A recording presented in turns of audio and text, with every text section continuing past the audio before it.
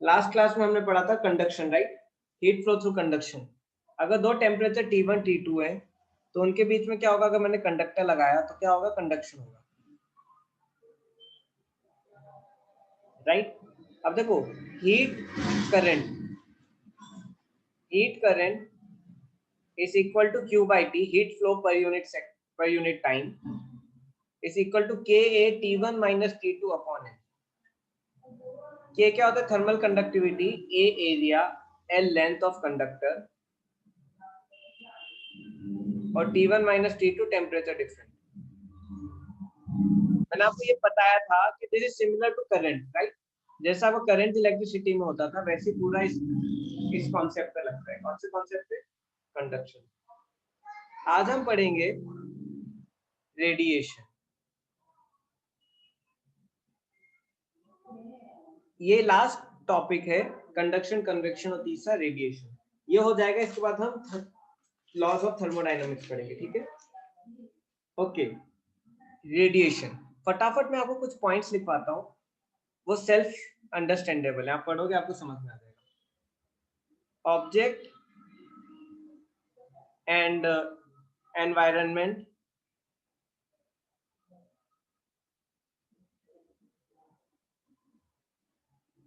Can exchange energy using radiations,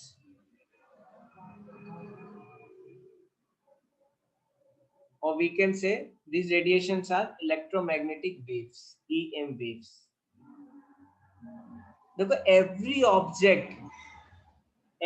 object produce thermal radiation। आप सन, आपका mobile, आपका कोई भी, आप जो आपके आसपास एग्जांपल देख लो, every object emit thermal radiations।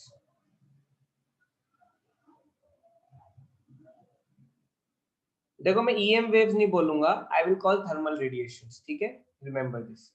मैं EM वेव नहीं बोलूंगा, एक ही चीज है दोनों, ठीक है। एग्जाम्पल, आपको स्नेक पता है, snake, how many of you know snake अपना ऑब्जेक्ट कैसे, हाँ चेयर भी, स्नेक अपना ऑब्जेक्ट कैसे डिटेक्ट करता है, कैसे डिटेक्ट करता है वो, स्किन से वो क्या एब्जॉर्ब करता है, what he absorb with skin, sir हमारी हीट, हाँ thermal radiations. Viper, specially vipers, snake क्या करता है, एब्जॉर्ब रेडिएशन। मैंने आपको एक और एग्जांपल बताया था, नाइट विजन डिवाइसेस, राइट।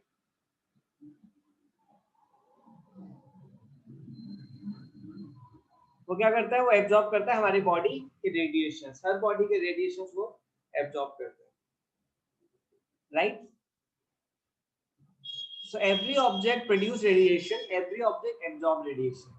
तो हमारी बॉडी भी रेडिएशन प्रोड्यूस कर रही है, हमारी बॉडी भी रेडिएशन एब्जॉर्ब कर रही है। तो every body emits radiation as well as absorb emit radiations, ठीक है। अब देखो हर बॉडी रेडिएशन एमिट कर रही है, हर बॉडी रेडिएशन एब्जॉर्ब कर रही है। तो देखो अब हमारा किससे रिलेशन होता है, यूजुअली रेडिएशन का, हमारा रेडिएशन का रिलेशन अपने एनवायरनमेंट से होता है, right. So object and environment, इसलिए मैंने ये दो लिखे, राइट। हमारा रिलेशन किससे होता है, एनवायरनमेंट से। अब सी, rate at which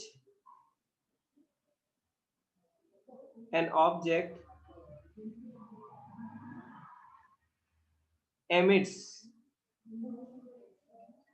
radiations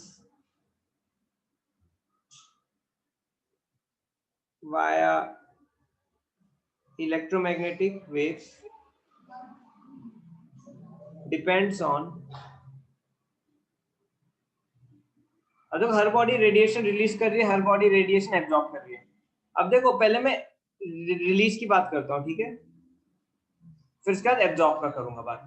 अब देखो जो थर्मल रेडिएशन वो सर डिपेंड ऑन, फर्स्ट उसका एरिया, उसका सरफेस एरिया, कितना बड़ा सरफेस एरिया है उसका। देखो जितना बड़ा सरफेस एरिया होगा उतना ज्यादा क्या होगा, वो रिलीज करेगा रेडिएशन। दूसरा उसका टेम्परेचर, टेम्परेचर ऑफ सरफेस, उस सरफेस का टेम्परेचर कितना है। तो देखो Q by T heat upon time also known as, अब देखो इसमें रेडिएशन लिखते हैं, इसमें करंट नहीं लिखेंगे। जैसे पिछले में क्या बताया था, Q upon T is heat current. Conductor के केस में हम हीट करंट लिखते हैं, लेकिन रेडिएशन के केस में Q by T को हम रेडिएशन लिखते हैं, राइट। तो Q by T, और we can also say like rate of heat radiation emitted, ये रेट होता है, राइट। रेट हमेशा याद रखना है, रेट।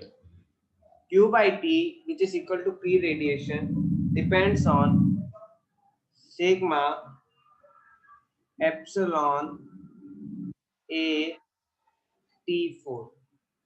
उधर A क्या है, what is A? A is the surface area of object, T is the temperature of surface, the sigma, इसको क्या बोलते हैं, sigma, sigma is Stephen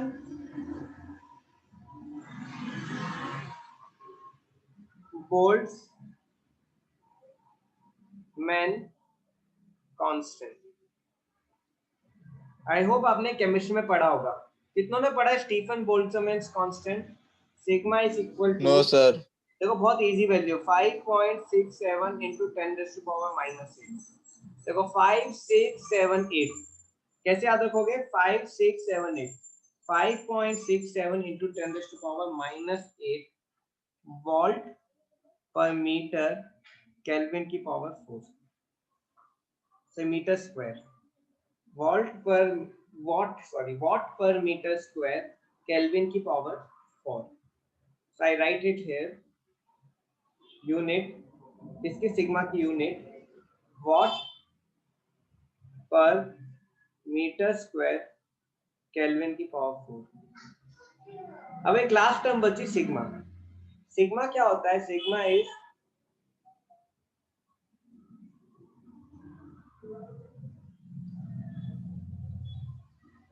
emissivity of an object, emissivity of an object. अब ये देखो अभी तक सब कुछ कांस्टेंट था, सिग्मा कांस्टेंट है, एरिया तो हर मटेरियल का कुछ भी हो सकता है, टेम्परेचर भी डिपेंड्स।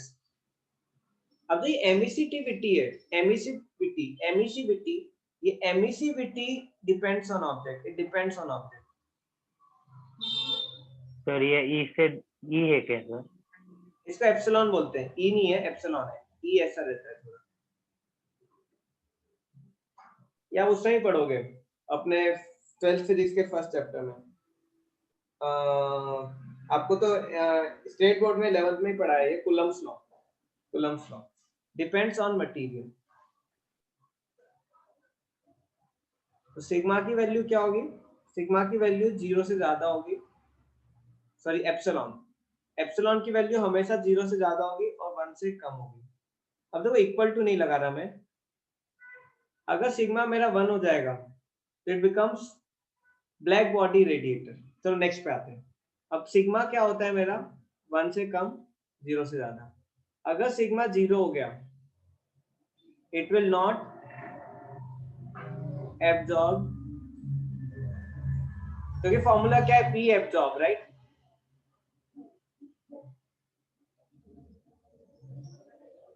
हम रेडिएटर की बात कर रहे हैं, sorry radiator, P radiator is equal to, क्या फॉर्मूला है मेरा, sigma epsilon A T4। Otherwise फॉर्मूले से देखो, अगर सिग्मा 0 हो जाएगा मतलब क्या, object will not radiate any radiations.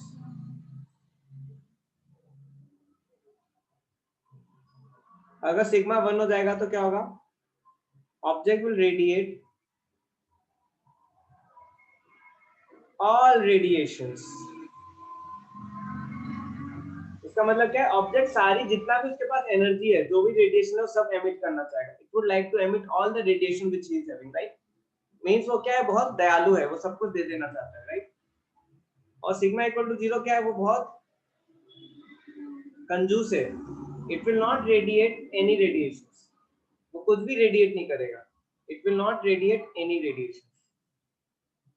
अब देखो, जब T इक्वल टू 0 केल्विन है, एब्सोल्यूट 0, पीछे एब्सोल्यूट 0,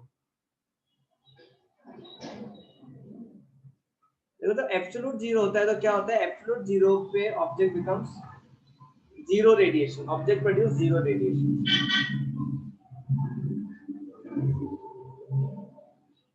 अब देखो कोई भी केस पॉसिबल नहीं है, नॉट पॉसिबल।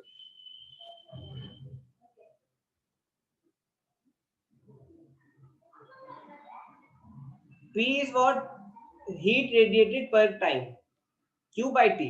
जैसे आपका करंट क्या होता था, चार्ज बाय T, वैसे ही मेरा ये P रेडिएशन क्या है, heat radiated per unit time.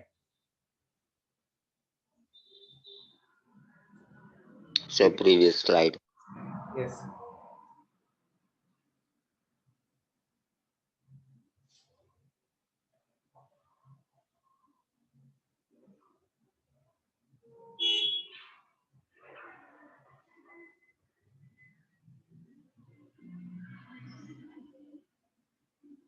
ठीक है, अब देखो, जब मेरा सिग्मा 1 होता है, इसको क्या बोलते हैं, ब्लैक बॉडी रेडिएटर। इसको हम क्या बोलते हैं, ब्लैक बॉडी रेडिएटर।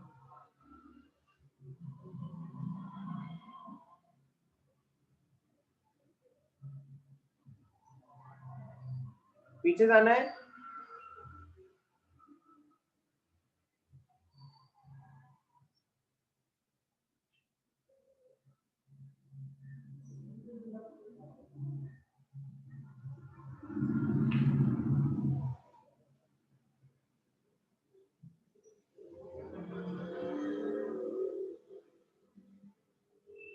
चलो ठीक है। अब देखो, अब मैं आपको कुछ केसेस बता रहा था कि T इक्वल टू 0 केल्विन पे there is 0 radiation, but this is not possible. अब देखो, epsilon 1 is radiate all radiations, means black body radiator. Epsilon 0 means not radiate any radiation. इसको, इसके सबसे क्लोज होता है white colour, because it radiates practically 0 radiation. लेकिन देखो, white colour का भी जो मैं बोल रहा हूँ, एप्सिलॉन इज नॉट 0, उसका भी कुछ एप्सिलॉन विल बी अप्रोक्सीमेटली 0, मतलब कुछ होगा 0.001, कुछ तो रहेगा, इट कैन नॉट बी 0। वैसे ब्लैक बॉडी रेडिएटर का सबसे बेस्ट एग्जांपल है ब्लैक कलर। ब्लैक कलर क्या होता है, it radiates lot of radiations, but इसका भी epsilon is not 1, it is approximately 1। it can be what, it can be 9.999 kuch, or 9.98, or it can be 9 or 8, but it is not possible a body to radiate complete radiations, or it is not possible for a body to have 0 radiations। कितनों को यहाँ तक समझ में आ रहा है? इसलिए बोलते हैं कि गर्म कपड़े नहीं पहनने चाहिए गर्मियों में, क्यों, it radiates lot of radiations। Sir आप एक बार बोल रहे थे ब्लैक डार्क मोड यूज नहीं करना चाहिए। हाँ, तो क्या प्रॉब्लम है? हाँ तो सर इसी रीजन से बोल रहे थे सर। वो लाइट की बात चल रही है, हीट की बात चल रही है। These are heat radiation, not color radiation।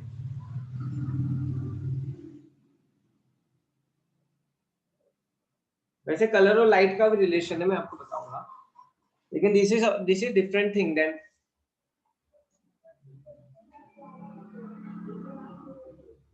ठीक है सोहेल? नहीं आ रहा? यस, ब्लैक वाला रिपीट करता हूँ। देखो, it radiate all radiations. Black body radiator मतलब ब्लैक बॉडी रेडिएटर क्या होती है? जिसका एप्सिलॉन 1 है। बट ये not possible, this is not possible. I cannot have any object which is radiating all radiations. मतलब जो भी उसको मिल रहा है वो सब निकाल दे रहा है। Even black color, it is not perfect radiator. ऐसा नहीं कि जो भी उसको मिला वो सब रेडिएट कर देगा, नहीं। It will absorb some. It will absorb some. वैसे जो white color है, हम बोलते हैं white color it gives out, it not radiate any radiations. ये ऐसा नहीं है, व्हाइट कलर भी कुछ रेडिएशंस रिलीज करता है। तो ब्लैक कलर डोंट गिव्स 100%,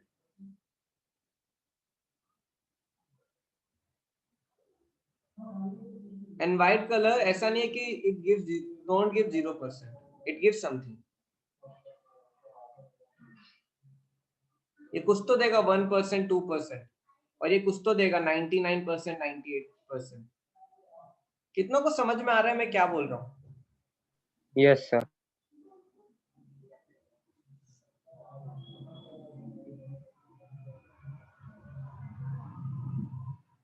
अब देखो, जैसे ऑब्जेक्ट रेडिएट कर रही है, ऑब्जेक्ट रेडिएट कर रहा है, वैसे ऑब्जेक्ट एब्जॉर्ब भी करेगा। Object will absorb also. अब देखो, रेडिएशन PABS क्या है? The rate at which an object absorbs radiation is, अब rate at which absorb radiation मतलब Q/T which is equal to P absorb is equal to sigma epsilon A T। अब object कहां से absorb कर रहा है? Object is absorbing from environment. अब देखो, sigma is same, Stefan Boltzmann's constant 5.67 into 10⁻⁻8 watt per meter square Kelvin की power 4। Epsilon is same, see epsilon for absorption and radiation is same। मतलब क्या, जो मैंने एप्सिलॉन की वैल्यू मटेरियल की, जो ऑब्जेक्ट का एप्सिलॉन मैंने यहां लिया था, कहां? यहां पीछे केस में। ऑब्जेक्ट का जो मैंने एप्सिलॉन लिया था, एमिसिविटी ऑफ एन ऑब्जेक्ट, जो मैंने रेडिएटर के लिए लिया था, वही सेम मैं किसके लिए लूंगा? एब्जॉर्बिंग के लिए। ठीक है। नेक्स्ट, एरिया ऑफ सरफेस,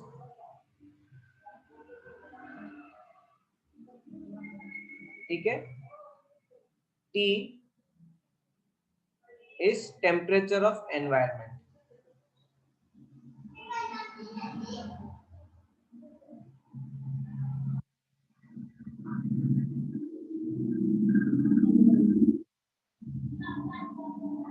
और surroundings.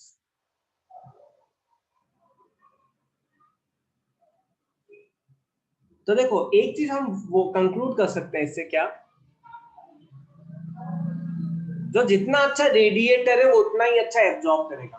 How many of you agree? देखो, अगर एप्सिलॉन मेरा सपोज 1 है, what does it mean? It radiates nicely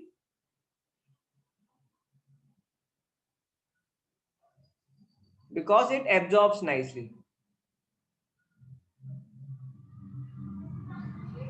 बोलते ना, best student is best teacher, best servant is best master, best follower is best leader, right? One who follows well is a good leader, one who studies well is a best teacher, one who is a very good servant will be the best master। वैसे ही one who absorbs nicely will radiate nicely, right? और दूसरा case क्या है, जब epsilon 0 है तो अगर उसने कुछ एब्जॉर्ब ही नहीं किया, एब्जॉर्ब 0, तो क्या होगा, रेडिएट भी 0। आ रहा है समझ में? जैसे देखो अभी आपका घर है, कई लोगों के घर में ब्लैक टिन का शेड होता है। अब देखो ब्लैक टिन का शेड है, सपोज ब्लैक टिन का, तो क्या होगा, सन है, first it absorbs nicely, then it radiates nicely.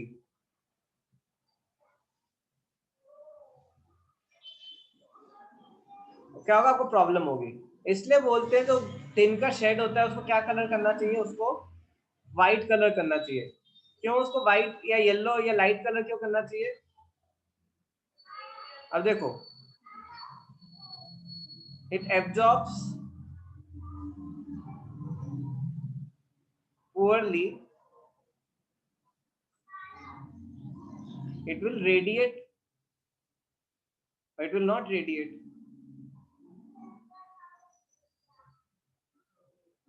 right?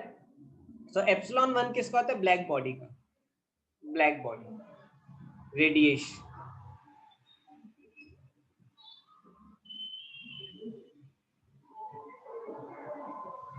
देखो तो मैं ब्लैक बॉडी रेडिएटर बोल रहा हूँ, इसका मतलब ये नहीं काला कलर का ऑब्जेक्ट है। काला कलर का भी 100% नहीं होता एप्सिलॉन, काला कलर का भी 100% नहीं होता, ठीक है? अब देखो, अब ऑब्जेक्ट हीट रिलीज कर रहा है, राइट? अब ऑब्जेक्ट हीट रिलीज कर रहा है। मैं यहां से थोड़ा आगे जाता हूं। अभी हमने पढ़ा कि ऑब्जेक्ट रेडिएशन का फॉर्मूला क्या है, sigma epsilon A T4, and absorb का क्या है, sigma epsilon A T environment, ठीक है? ये ऑब्जेक्ट है, उसका टेम्परेचर T है, ये बाहर एनवायरनमेंट है, उसका टेम्परेचर TN है। ऑब्जेक्ट कुछ रेडिएट कर रहा है, ऑब्जेक्ट कुछ एब्जॉर्ब कर रहा है एनवायरनमेंट से। अब देखो Stephen, this first thing which I want to conclude from it is Stephen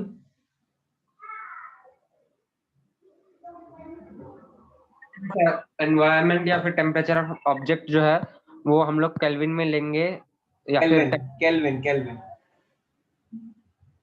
देखो ये केल्विन रहेगा, सब केल्विन में लिखा होगा ना कहीं, तो temperature of service in kelvin.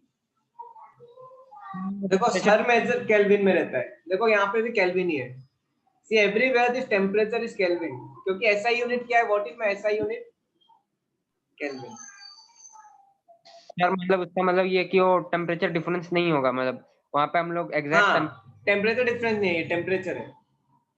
देखो टेम्परेचर से डिफरेंस होता है तो केल्विन और डिग्री सेल्सियस मैटर नहीं करता, लेकिन टेम्परेचर रहेगा सिर्फ तो फिर केल्विन लेना पड़ेगा। ओके, अब देखो आ गया समझ में? Stefan, yes sir, Stefan Boltzmann's law. अब see, total P net is equal to P absorb minus P radiation। Finally object को क्या हो रहा है, देखो कुछ उसको मिल रहा है, कुछ वो निकाल रहा है, राइट? फाइनली उसको प्रॉफिट हो रहा है, लॉस कैसे पता चलेगा, सब्ट्रैक्ट करने से। तो एब्जॉर्ब माइनस रेडिएशन कर लो, फाइनली क्या होगा, देखो sigma epsilon A T4 T environment 4 minus sigma epsilon A T4, sigma epsilon A T environment 4 minus T4। तो सी, अब देखो कॉमन सेंस है, अगर एनवायरनमेंट का टेम्परेचर उसके ऑब्जेक्ट के टेम्परेचर से ज्यादा होगा तो पी नेट क्या होगा, P net will be positive, मतलब इट इज एब्जॉर्बिंग हीट। उससे क्या होगा, उसका internal energy will increase. But अगर उल्टा हो जाता है, T environment is less than T, तो पी नेट क्या होगा, negative, it will release heat. उससे क्या होगा, यू क्या होगा, कम होगा। सर हीट एब्जॉर्ब करने का प्रोसेस जो है वो हीट रिलीज करने का प्रोसेस से फास्टर होगा ना सर, बिकॉज उसमें सरफेस एरिया भी इंक्रीज हो रहा है हीट एब्जॉर्ब करते वक्त। देखो एब्जॉर्ब करते वो सेम ही सब, ए सेम एब्जॉर्ब और रिलीज करते हो। ए क्या ऑब्जेक्ट का ही है। देखो ये तीनों ऑब्जेक्ट के, area of object, this is epsilon of object, sigma तो कांस्टेंट है। क्योंकि कौन एब्जॉर्ब कर रहा है, वो ऑब्जेक्ट एब्जॉर्ब कर रहा है, कौन रिलीज कर रहा है, वो ऑब्जेक्ट रिलीज कर रहा है। I am not talking about environment, I am talking about this surface of object जो कवर कर रहा है उसको। we can say surface boundary, right? पढ़ा था boundary with separates object and environment, right? आ रहा है कि नहीं? यस जयदीप, क्या लिखा है आपने एरो लगा के? TENV is what? Temperature of environment. एक क्वेश्चन करते हैं, आपको आएगा समझ में।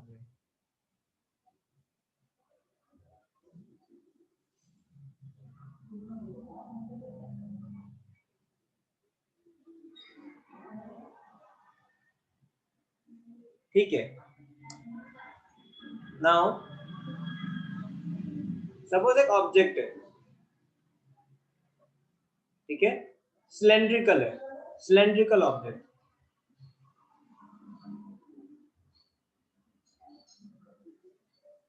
ठीक है। इसमें केवल कैलकुलेशन थोड़ी अजीब सी रहती है, तो आप बस समझने की कोशिश करो। उसका टेम्परेचर है सपोज 22 डिग्री सेल्सियस, ठीक है।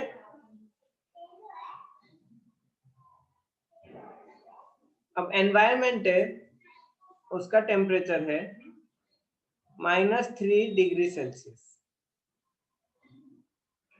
अब ये ऑब्जेक्ट है, इसका एप्सिलॉन क्या है, epsilon is what, 0.8। It is unitless, it is unitless.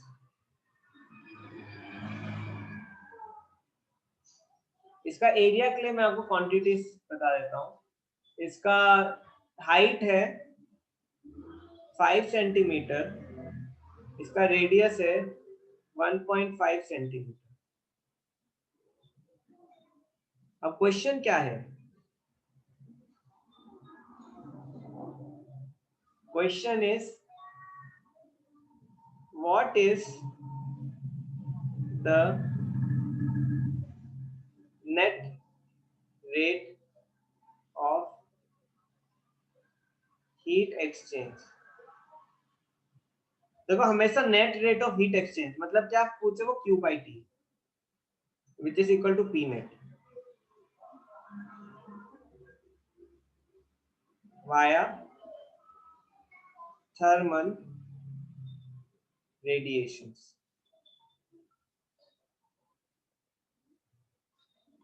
अब इसको हम सॉल्व करते हैं। अब फॉर्मूला क्या है, P net is equal to P absorbed minus P radiated। P net is equal to sigma epsilon A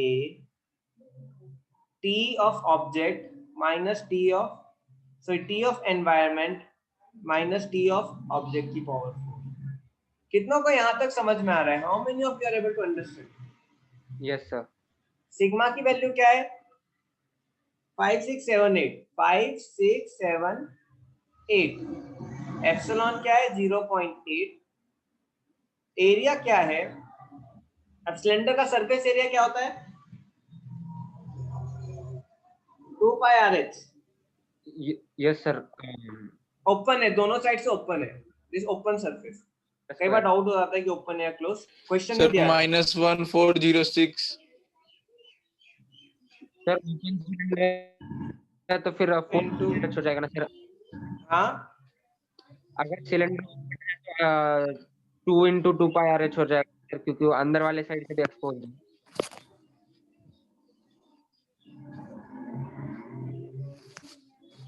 नहीं नहीं, ऐसा नहीं होता।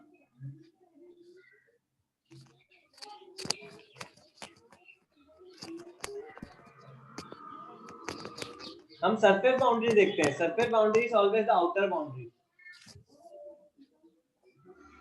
समझ रहे हो ना? We always see the boundary which is separating environment and my object. वो बाउंड्री क्या होती है? आउटर बाउंड्री होती है। अंडरस्टैंडिंग ना? Yes sir. ठीक है। 2 पाई r क्या होगा? अब देखो r is 1.5/100, h is 5/100।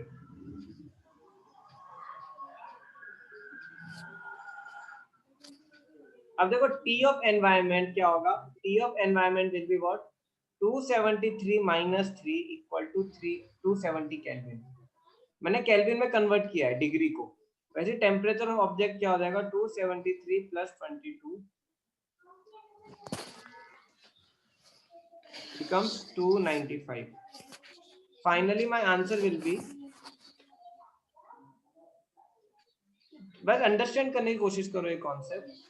5.67 into 10⁻⁻8 into 0.8 into area. जब आप सॉल्व करोगे area 2 into 3.14 into 1.5/100 into 5/100 into 270 की पावर 4 minus 295 की पावर 4। इसको सॉल्व करोगे आंसर आ जाएगा आपका -0.48। अब देखो this is rate of energy heat exchange, मतलब क्या है मेरा? Q/T है। Q/T मतलब क्या? जूल पर सेकेंड। और आई कैन राइट -0.48 वॉट।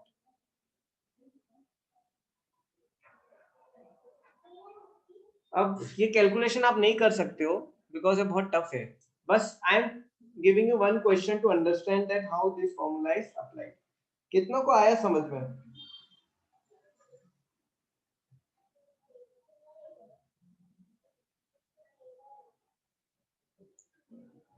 अब देखो न्यूटन ने क्या किया? न्यूटन ने इसको थोड़ा सिंप्लीफाई करा। न्यूटन बोला कि अरे इतना बड़ा कैलकुलेशन कौन करेगा? तो न्यूटन ने क्या किया? Just wait a minute student, I put my laptop charger, battery low बता रहा है।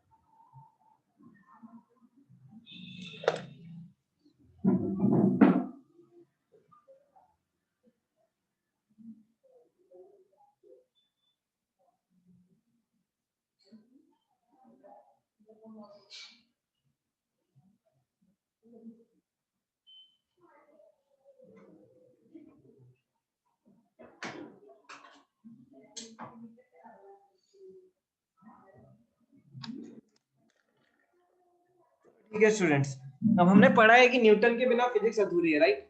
कहीं ना कहीं तो न्यूटन को आना ही है। अगर न्यूटन नहीं आएगा तो फिजिक्स का क्या मजा? तो ठीक है, तो न्यूटन ने क्या किया? अब देखो न्यूटन क्या बोल रहा है कि जो हमारे स्टीफन बोल्ट्जमैन हैं, इन दोनों ने इक्वेशन क्या दी? देखो Q/T, P net is equal to Q/T, which is equal to sigma epsilon A T environment minus T। Now what he told, पहले इसको कैलकुलस फॉर्म में लिखते हैं। dQ/dt is equal to sigma epsilon A T EnV की power 4 minus T4। अब देखो जैसे आपको पता है distance is velocity displacement upon time, right? तो आप ऐसे लिखते थे v is equal to ds/dt। वैसे ही मैंने Q/T को dQ/dt कर दिया, ठीक है, जूल पर सेकेंड। अब न्यूटन क्या बोला? If this is known as Newton law of cooling, Newton law of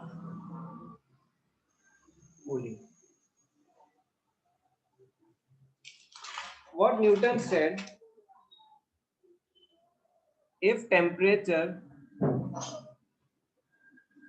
difference of body and surroundings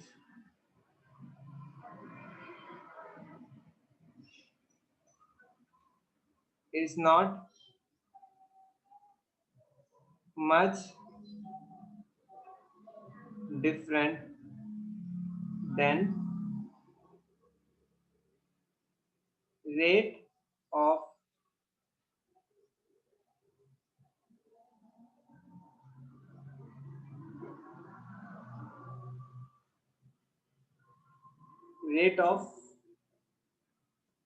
cooling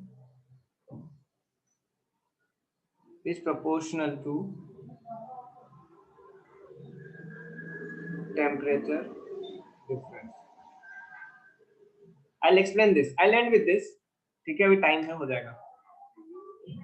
और देखो न्यूटन ने इस इक्वेशन को पहले क्या बोला कि देखो usually suppose object is hot,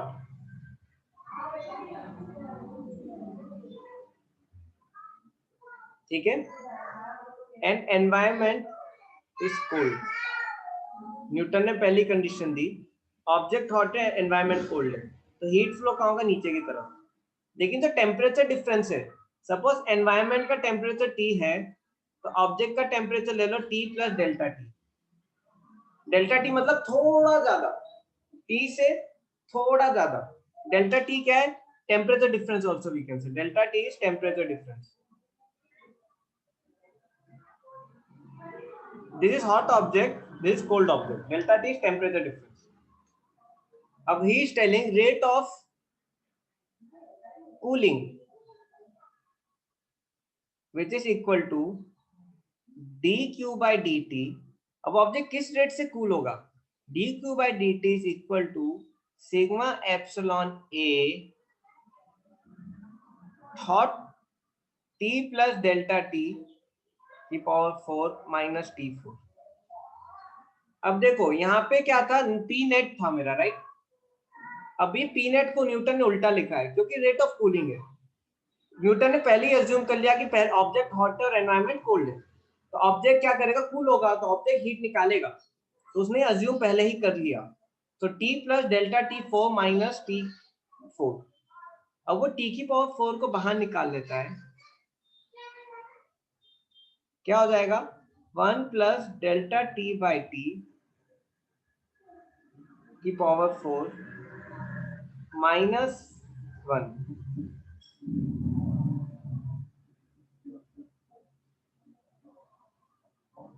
अब देखो, अगर आपने एरर एनालिसिस पढ़ा होगा तो उसमें हमने क्या लिखा था, delta T by T is very small. इससे मैं क्या कर दूंगा, dq by dt will be equal to sigma epsilon a t की power 4 1 plus 4 delta t by t minus 1. ये और ये कट जाएगा, फाइनली क्या होगा, dq by dt, this is rate of cooling of object,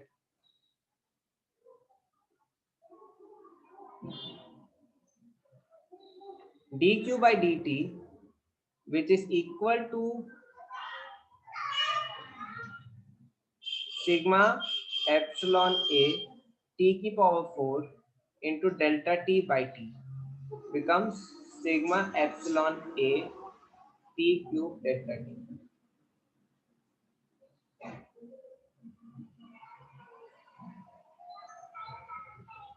This is my rate of cooling of object. This देखो Newton law of cooling when it is applicable, first condition for Newton law of cooling to be applicable is that the temperature difference the difference of temperature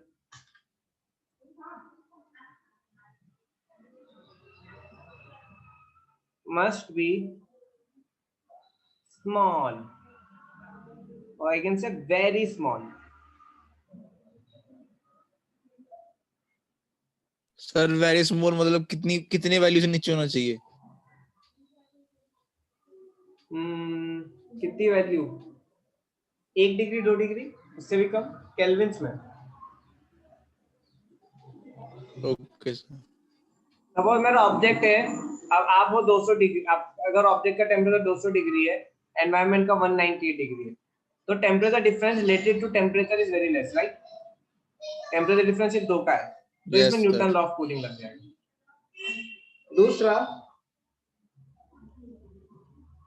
दूसरी condition, there is a heat loss is due to heat loss of object, क्योंकि object गर्म है, heat loss of object is only due to radiation। अब मैं इसमें consider नहीं कर रहा हूं कि कंडक्शन कन्वेक्शन होगा, व्हाट आई एम कंसीडरिंग सिर्फ रेडिएशन वर्क कर रहा है, ये इंपॉर्टेंट है। और दूसरी चीज, जो टेम्परेचर है, टेम्परेचर ऑफ एनवायरनमेंट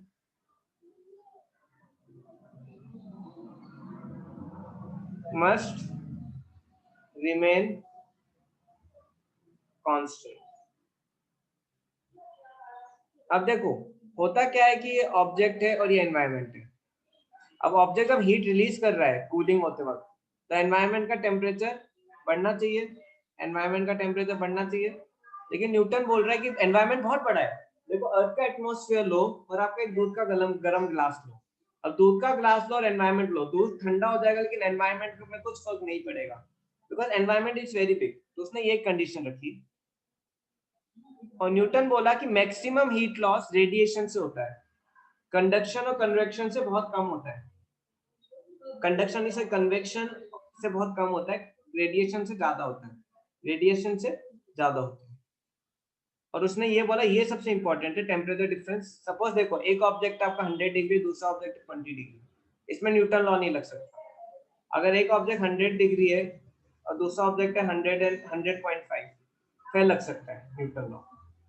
तो इस केस में लग सकता है, इस केस में नहीं लग सकता। So this is about Newton law of cooling. कल इस पे हम कुछ क्वेश्चंस करेंगे, अभी टाइम अप हो गया है class. So previous slide. Yes, और उसके बाद हम क्या करेंगे, लॉज ऑफ थर्मोडायनामिक्स पाएंगे।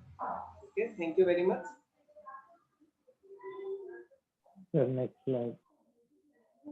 हाँ, यस,